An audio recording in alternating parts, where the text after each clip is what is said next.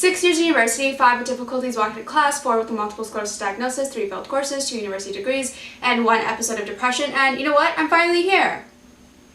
You know, just having an identity crisis.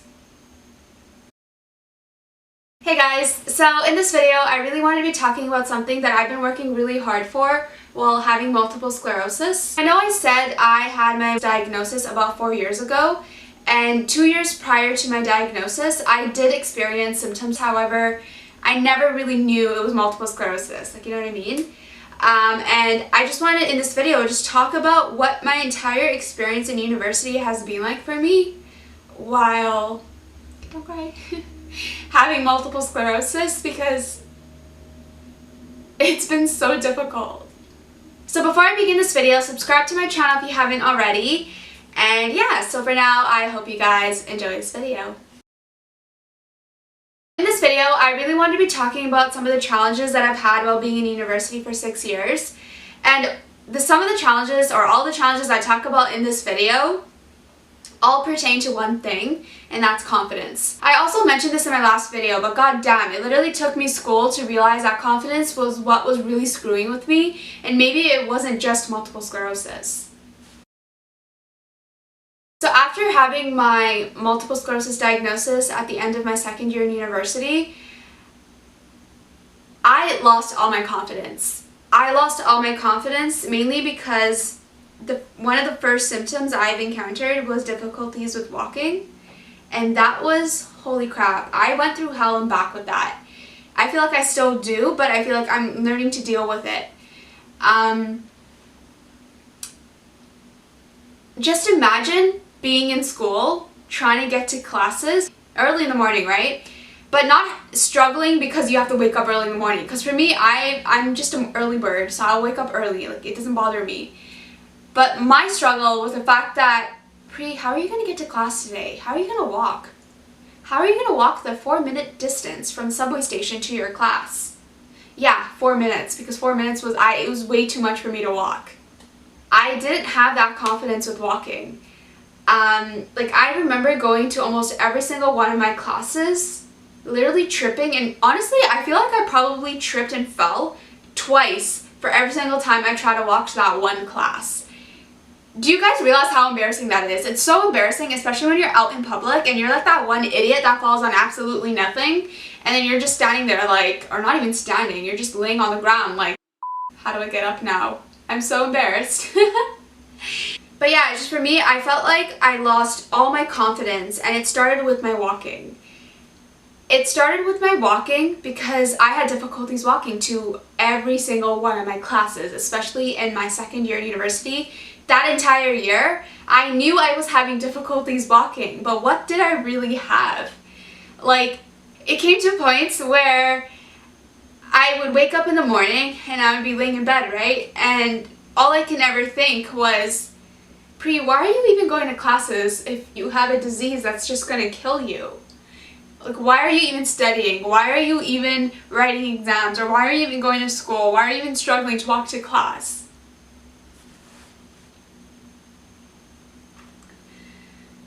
I didn't want to cry about this, but it's like every time I think about it, it's so difficult thinking about it every time with trying to smile. But one of the main reasons why I've lost my confidence was because second year university,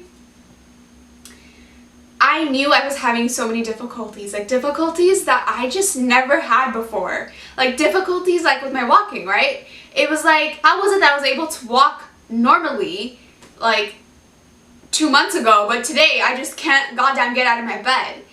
And it wasn't coming out of me being lazy. And at this point, right, my second year at university, it was the hardest year for me, I find, because I lived that entire year in university not knowing if I was going to pass away because no one was giving me answers at this point.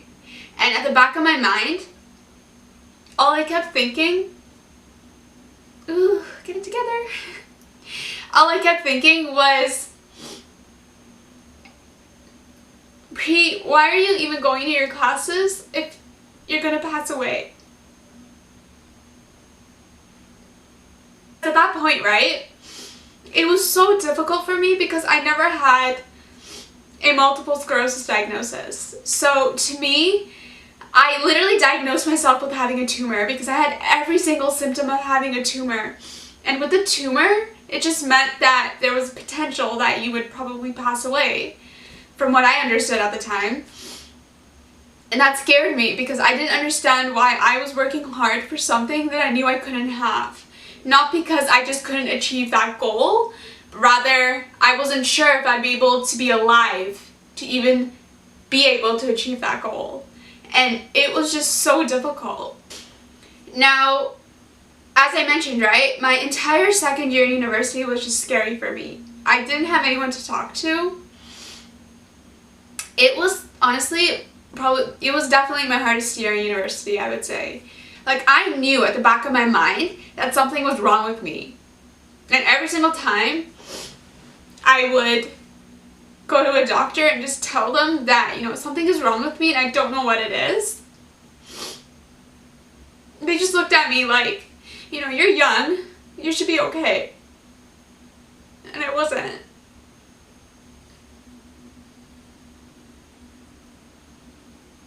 I was like, God damn, I didn't know how to feel about finishing university. I feel like I'm feeling it right now. I feel like, oh my gosh, this is so embarrassing. Okay. I feel like the two people that really supported me here were my sisters when I was in my second year.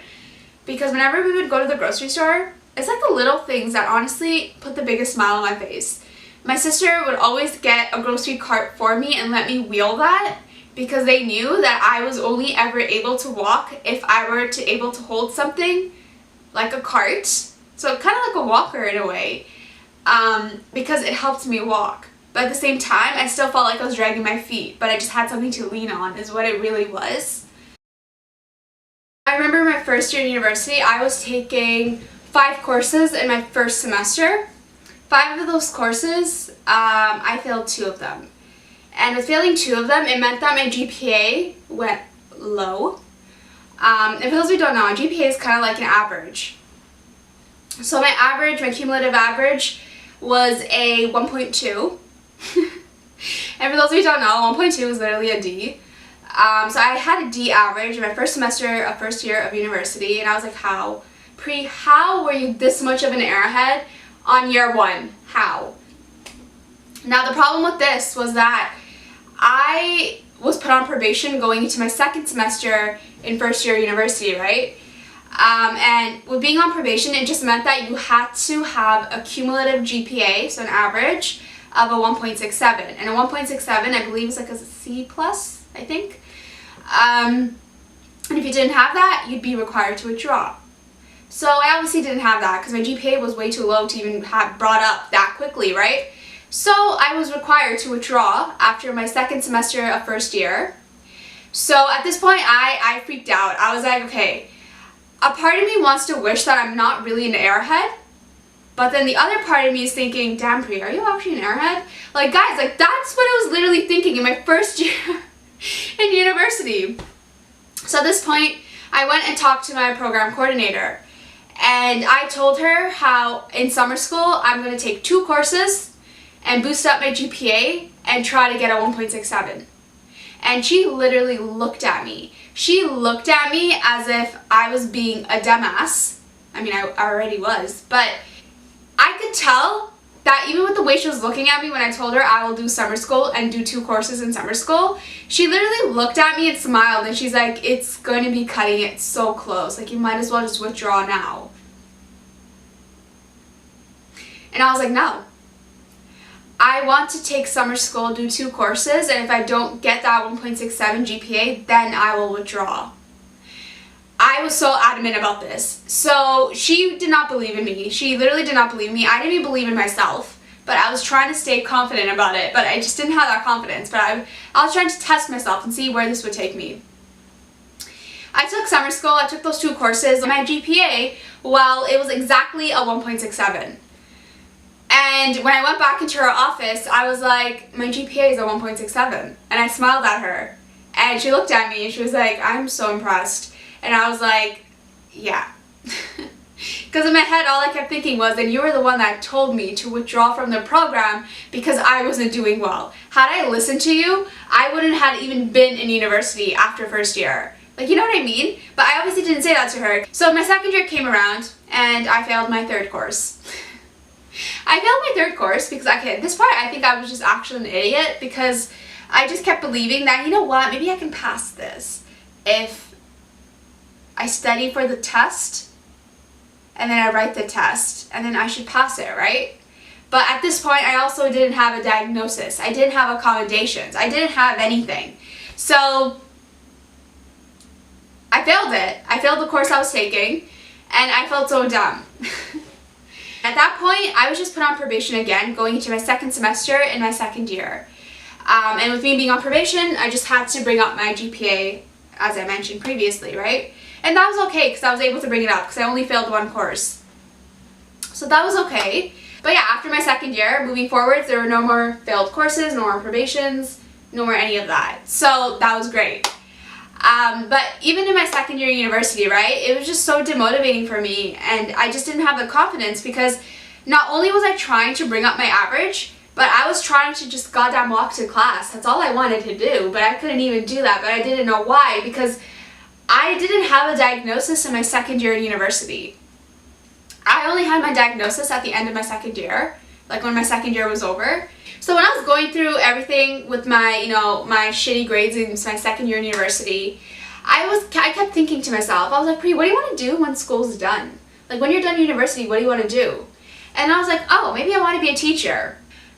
But I remember thinking, I'm like, how am I going to be a teacher if I can't even goddamn remember anything? Like it doesn't make any sense to me. Like I can't even teach myself and I don't want to teach students. Like that's a joke. That was a joke to me. My second year, I came across this program called the Ryerson and York cohort.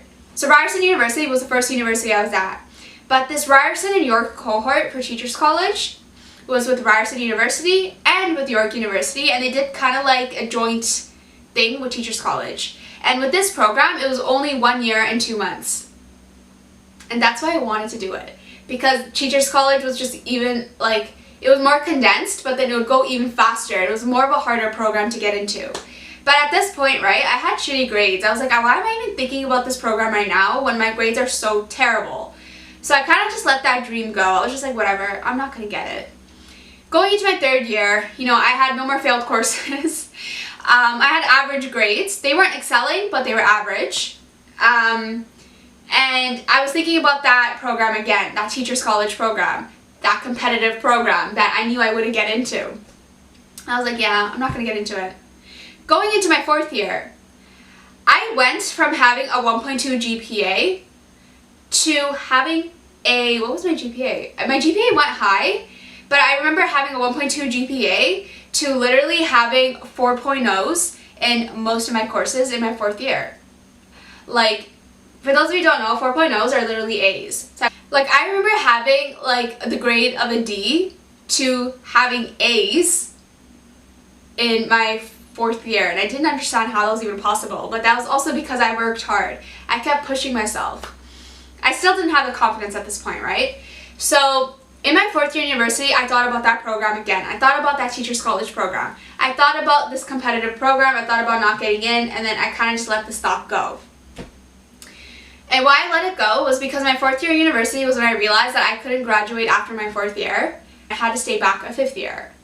Why I had to stay back a fifth year was because I failed 3 courses and then also multiple sclerosis hit and my grades weren't the best, that I just thought it was the best idea to stay back a year, and that's exactly what I did. I remember feeling like so defeated for even having to have done that because I'm like, everyone in my program, most of the people are literally done after their fourth year and here I am sitting here in university still trying to figure out my life.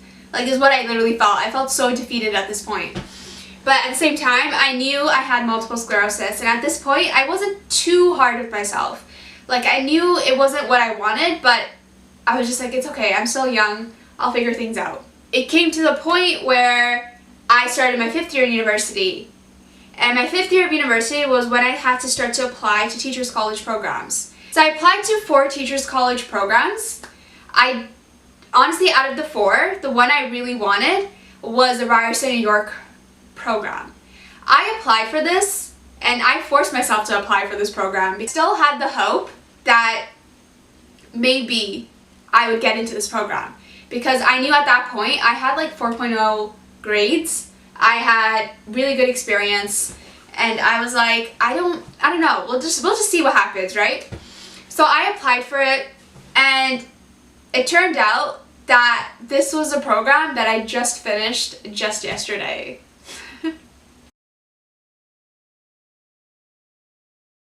I got accepted to the program that I spent years believing that I wasn't going to get because I was that airhead. That airhead that multiple sclerosis let me believe that I was. And this was my acceptance letter that I got. When did I get this? I got this on March 1st of 2020. And I kept this because I'm like, I love documenting things. This is something I'm never going to throw out. I literally had this on my board for so long. And I kept this because it made me feel so happy. Why this also made me feel so happy was because I mentioned, right, I stayed in university for 5 years working for my early childhood studies degree when it was only a 4-year program, but I needed to stay back a 5th year, right? And I already felt like, god damn, like I just feel like I'm going to be in school for much longer than I even need to be. But with getting into this program, I only needed to be in school for an hour for a year and 2 months longer for me to get my second university degree in my Bachelor of Education. And